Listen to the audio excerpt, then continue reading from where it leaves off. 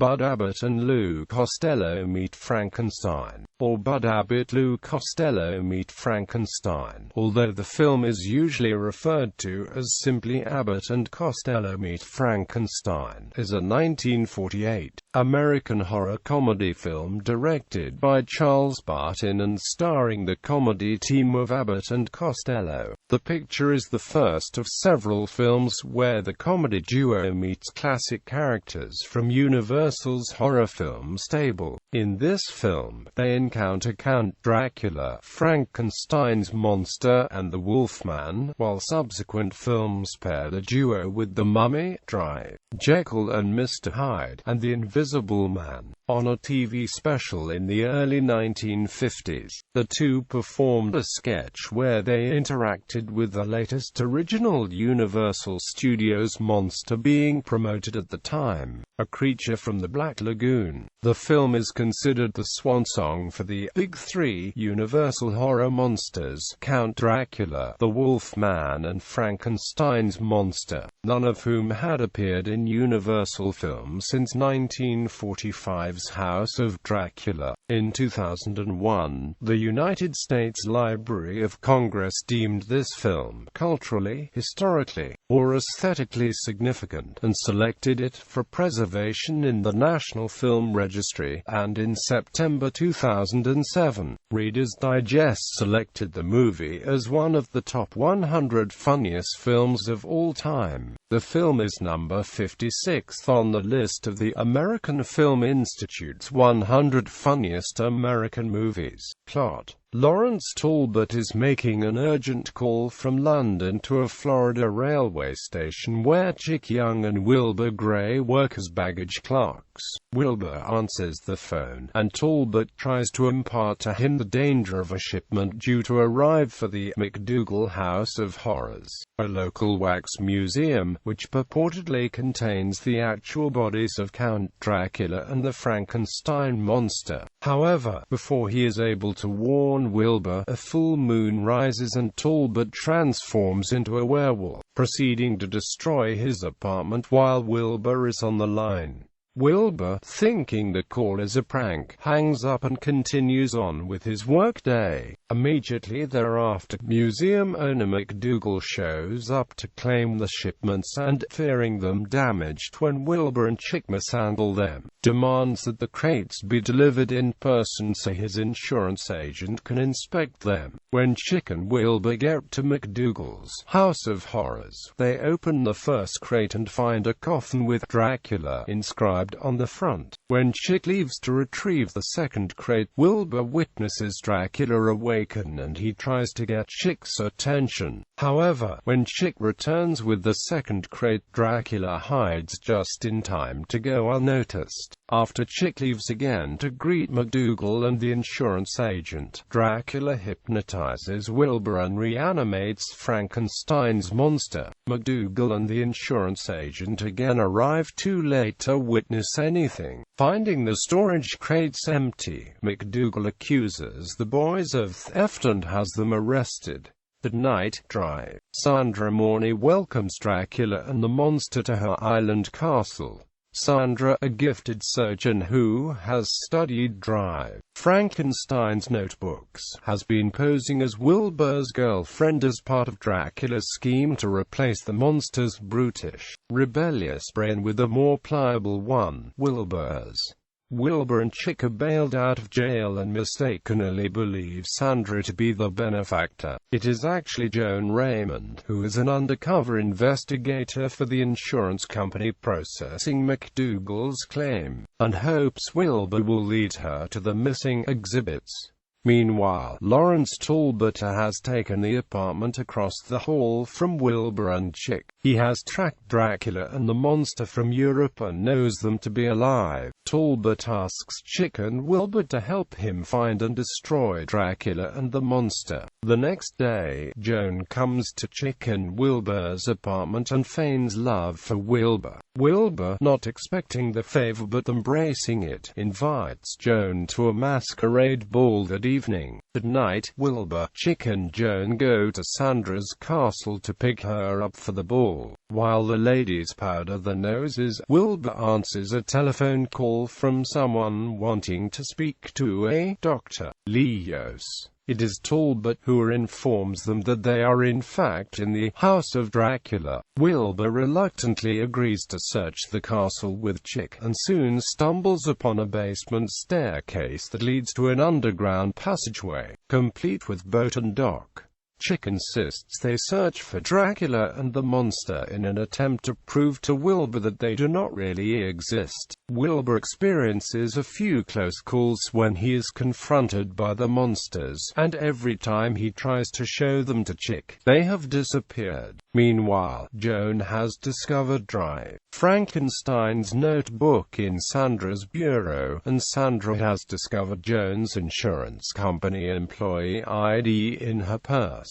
After the women rejoin the men, a suavely dressed Dr. Leos descends the castle stairs and introduces himself to Joan and the boys. Also working at the castle is the naive Professor Stevens, who questions some of the specialized equipment that has arrived. After Wilbur admits that he was in the basement, Sandra feigns a headache and tells Wilbur and the others that they will have to go to the ball without her. In private, Sandra admits to Dracula that Stevens's questions, Joan's credentials, and Wilbur's curiosity in the basement have made her nervous enough to put the experiment on hold. Impatient, Dracula asserts his will by hypnotizing her, biting her in the throat and making her his vampire slave. At the ball, the boys encounter Talbot and McDougal just as Dracula and Sandra rejoin the group. Dracula, when confronted by Talbot, easily deflects accusations that he is the real thing by insisting that it's only his costume, and he is not actually Dracula. While Dracula takes Joan for a dance, Sandra lures Wilbur to a quiet spot in the woods. Before she can move in and bite him, Chick and Larry approach and she flees. As they search for Joan, Talbot transforms into the Wolfman and stalks Wilbur.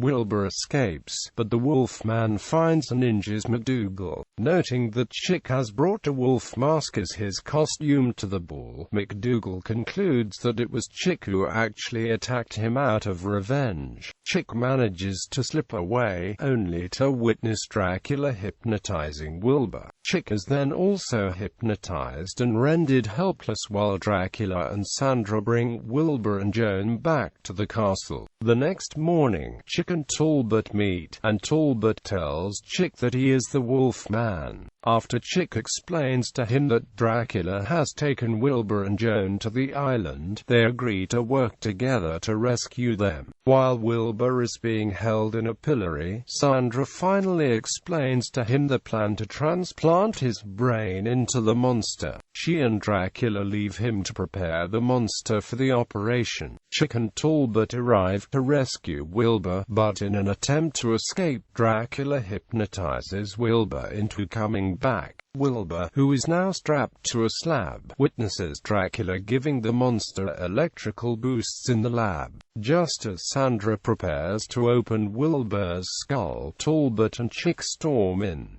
Talbot struggles with Sandra and casts her aside. Chick knocks out Sandra and runs out of the lab to lure Dracula out so Talbot can save Wilbur. Just as Talbot is about to untie Wilbur, he once again transforms into the Wolfman. Dracula returns to the lab to find the Wolfman there and flees, with the Wolfman giving chase. Chick arrives to untie Wilbur just as the monster, now at full power, breaks his own restraints and rises from his stretcher. Sandra attempts to order him back, but the monster defiantly throws her out the lab window to her death. Chick and Wilbur try to escape with the monster hot on the trail. After trying to fight off the Wolfman with little success, Dracula attempts to escape and transforms into a bat, but the Wolfman snares him and both fall down to the sea below. Joan abruptly wakes from her trance, while the boys escape the castle and head to the pier with the monster in pursuit. Wilbur succeeds in untying the boat, while Stevens and Joan arrive and set the pier ablaze. The monster turns around and marches into the flames, succumbing as the pier collapses into the water. Just as Chick and Wilbur relax, Wilbur scolds Chick for not believing him. Chick insists that, since all the monsters are dead, there's nobody to scare us anymore. It is then they hear a disembodied voice and see a cigarette floating in the air. The voice says, "Allow me to introduce myself, I'm the Invisible Man." The boys jump off the boat and swim away while the Invisible Man lights his cigarette and laughs. Cast: Bud Abbott as Chick Young,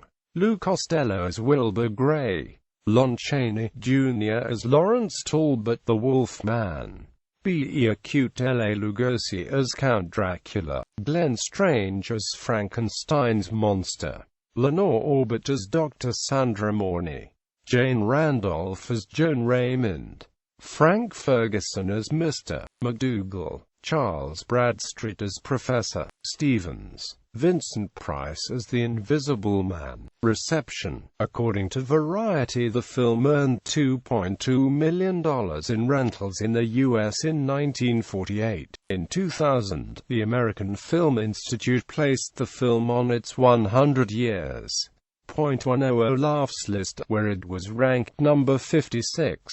Film mistakes. At one point in the film, where Abbott and Costello's characters are going through the revolving panel, Costello calls Abbott by his real name instead of his character's name. Dracula's reflection can be seen in the mirror when he makes Dry Morney his next victim. In previous Universal horror films, the undead could be recognized because they cast no reflection. However, this bit of lore had not been established within the context of the Abbott and Costello Meet Frankenstein script. When the Frankenstein monster breaks free of his bonds on the operating table in the climactic chase fight scene, one of his neg electrodes clearly pulls off of his neck. When Costello is next to Dracula's coffin at the beginning of the film, the information card reads Frankenstein's monster until the camera moves and it changes to Dracula's legend. When Abbott and Costello are in the museum and Abbott tries to open Dracula's coffin, Costello calls Abbott Lou, his own name. Routines. The moving candle routine previously used in Hold That Ghost was utilized again in this film. Reissues and home media releases. Abbott and Costello Meet Frankenstein was re-released theatrically by Reality in 1956 on a co-bill with Abbott and Costello Meet the Killer, Boris Karloff. After being released several times on VHS in the 1980s and 1990s, the film was released 4 times on DVD. Originally released as a single DVD on August 29, 2000, it was re-released twice as part of 2 different Abbott and Costello collections. The Best of Abbott and Costello Volume 3, on August 3, 2004, and again on October 28, 2008 as part of Abbott and Costello, The Complete Universal Pictures Collection. Its Blu-ray debut and DVD re-release was on September 4, 2012 as part of Universal's 100th anniversary series. It was also included in Frankenstein, Complete Legacy Collection along with 7 other Universal Frankenstein films.